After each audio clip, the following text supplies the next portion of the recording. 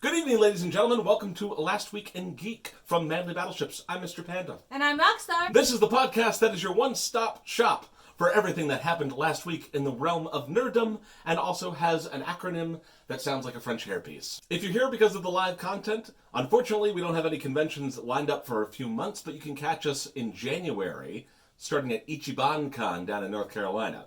But what's more important is the news, so let's get to that. Here at Manly Battleships, we remember a time at conventions where these annoying little children would run around that had to keep being reminded about the nature of body paint sealants when they entered public water areas, like the hot tub, running around with little carrots on their heads, these little gray trolls. Some of you might be pleased to hear that Homestuck 2 is a thing. I am not one of them. What, you don't want to see gray trolls infecting conventions yet again? Their time has passed. I hope they're going to put on zombie makeup to go with the gray skin stuff, because this is annoying. Why do we have to go through this again? We already acknowledged that it was a hybridized literary masterpiece on a scale beyond the works of Shakespeare. Why do I have to live through that time again? Oh, we're doing it again, and this time it's official that he's working with fans. We got a new teaser for Ghost in the Shell Standalone Complex 2045 coming out to Netflix, and it reminds me of a late-era PlayStation 2 game. Yeah, I wasn't fond of the animation myself. It's somewhere in the uncanny valley that I just can't get out of, and I'm not very happy with it. It's so cutesy and lacking in frames. It reminds me of the Dragon Prince. Actually, I think the Dragon Prince has better animation. Oh, no, it doesn't. Yes, it does. Have you ever watched Clay World? Like Clay World, yeah, I'm old. Clay World, that's what the frame rate in Dragon Prince reminds me of. Some people were disappointed to hear that Robotech would continue to get the license to Macross, but it appears that something has changed, and that is Robotech is going to finish out its contract with Netflix and then move to none other than Funimation. Because, of course, Funimation needs something to try to become relevant in the world of post-Crunchyroll deals. So, good on you, Funimation. I guess reaching out beyond your own, catalog might somehow bring new subscribers to you as everyone starts closing ranks and trying to form their own base faction with the realm of streaming. Also in new developments, Adventure Time may have ended officially, but it seems like they too need to get a small revival, and HBO Max, seeking content in a post-Game of Thrones world, has sponsored 4 one-hour episodes. 4 one-hour-long episodes. For this new Adventure Time series. So that should be coming out sometime soon, maybe. And it's exclusive. Well, of course. Yeah, for an hour. Oh yeah, it'll be exclusive for about an hour. Yeah. We don't endorse any sort of... Never. No, piracy. You watch everything official. We know this. Yeah, you just have to wait for the DVD. Speaking about things getting a second life, the Sanderson sisters have gotten a virgin to light the candle yet again, and we're getting Hocus Pocus 2 for Disney+. Yep, Disney Plus. Looking real good for my stock portfolio, but not for the realm of content creation, in my opinion. But that's just me, I mean, we're just going to keep on this Disney train for a while. While Disney Plus is adding to its rosters, Disney, the Marvel section, is shutting some down. For instance, Freeform's Cloak and Dagger recently got canceled, leading me to believe that we're going to get another rash of cancellations, this time all the non-Netflix Marvel shows. Who would have thought? But of course it's no skin off their nose, as Disney just released the final trailer of Rise of Skywalker. Further vindicating this whole issue of not dying. And the advanced ticket sales have basically doubled that of Endgame's, breaking yet another one of their own records. Good job, Disney. Good job. Congratulations. Congratulate yourselves. Pat yourselves on the back. This was my favorite. I see that everybody's talking about this refreshing move that Disney Plus is doing with their subscriptions. I don't see it as refreshing, but here it is. If it's streamed on Disney Plus, you can keep that content as long as you download it and stay subscribed to Disney Plus.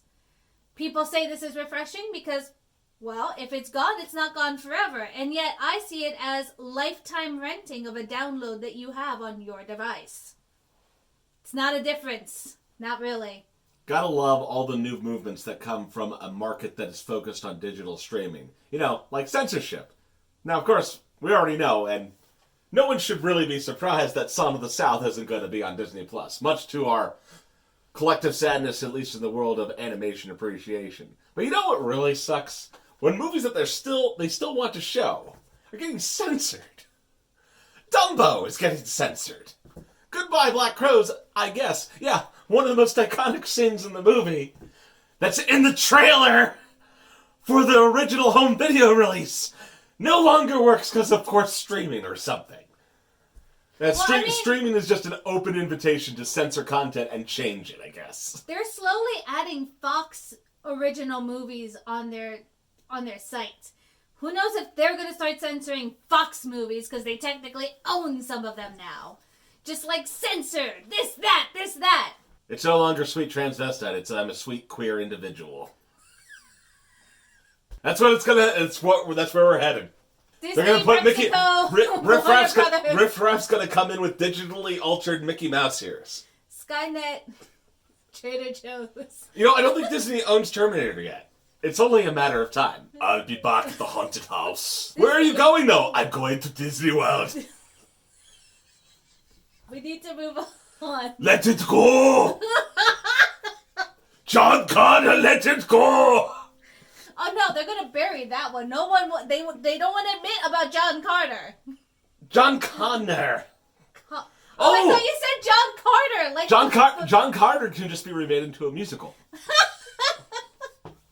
I'm going to space to conquer Mars, great white hero, fighting the Bugmen. This is not a metaphor for the Vietnam War. And we're entering week 3 of What is Cinema? This time chiming in people including Mark Ruffalo, Bob Iger, and Jon Favreau. Now, Mark Ruffalo had the one that was the shortest and to the point. He commented that, things like rap and hip-hop used to not be considered real music. And maybe we can all just take a step back and breathe, It's going to take some time for the art style of this new media format to kind of make itself known. And old fogies have to just kind of deal with it.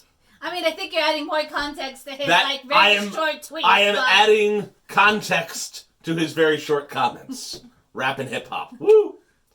Jon Favreau, meanwhile, mentioned that it was unfortunate that Scorsese felt that way because he always felt inspired by Scorsese. Bob Iger, meanwhile, Disney executive, commented that, how ignorant this comment is.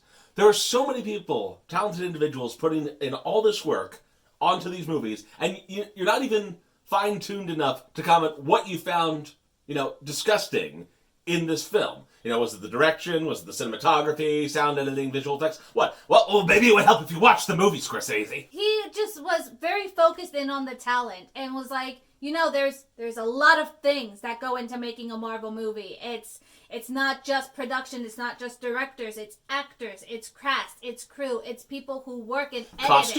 Costume design. There is a lot of things, and he felt that both Coppola and Scorsese were disrespectful in their comments because that's a lot of people that come together to make something that people enjoy. I think he's just jealous of $3 billion. It doesn't matter. It's Disney. Do you know how much more money they earn? Like, they won a record for the most box office in 1 year. Walt Disney is going to eventually control the Godfather series too, Mr. Coppola. Then he's just going to come in and be like, Mickey Mouse is going to come in and be like, I'm going to make you an offer you can't refuse. I'm going to go in another pit because of Disney. No, I'm done. I'm done with it. Scorsese, I gave you my money. What did I do to earn such disrespect? I made Snow White and the Seven Dwarfs. I can't hear you over the sound of this money. Shoves it down his throat. Choke on it! Choke on it, Scorsese! I need fan art of this now. Please. I thought you were going to do a slow Special prize to whoever can get me a Godfather confrontation with Scorsese featuring Mickey Mouse. Coppola, you broke my heart! We've been on and on about Disney, but they're not the only ones who reached any kind of accolades this week. DC was also in the news, finally getting some well-deserved accolades for being the highest-grossing R-rated movie, thanks to Joker. It's great, too. I saw a nice meme the other day that compared, it's like, DC Landmarks shows the Joker stares. Marvel Landmark screen.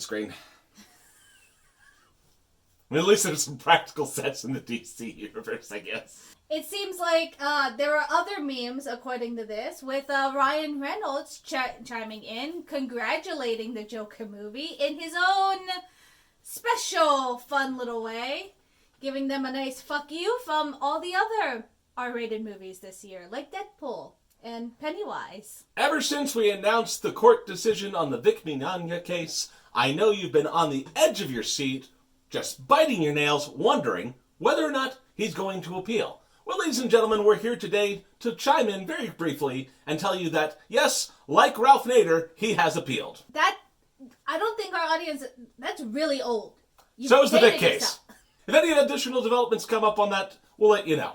It seems like 2019, we're getting game companies not looking for the best game made this year, but being the worst company of the year.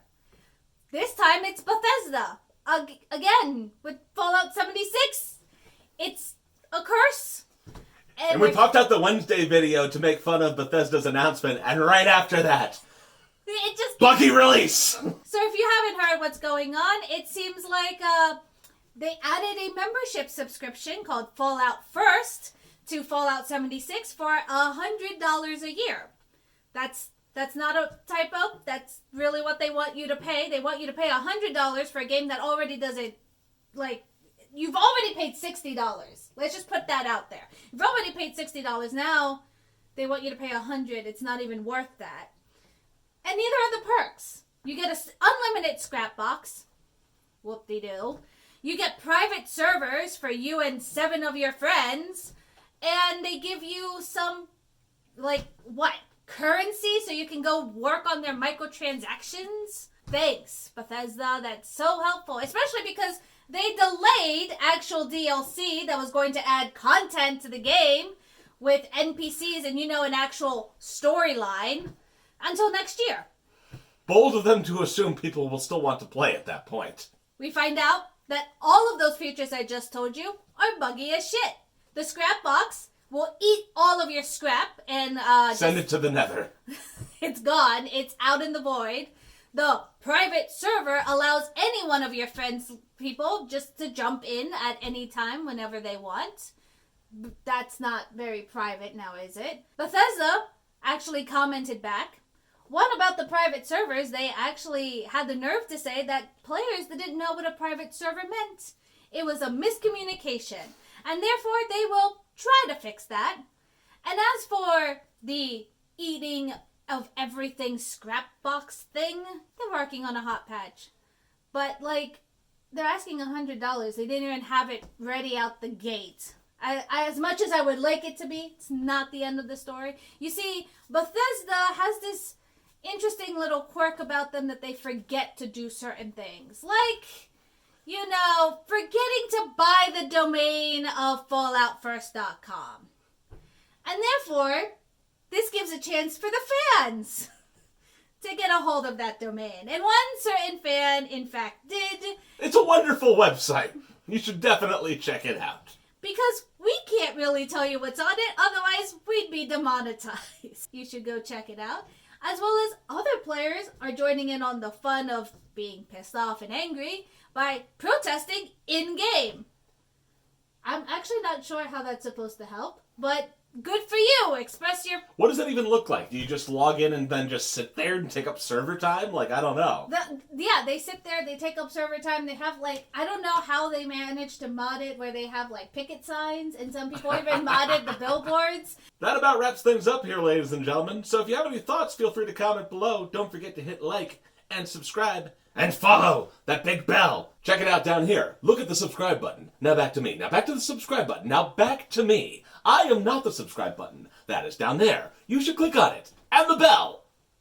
Until next time, ladies and gentlemen. Talk to you later. Goodbye.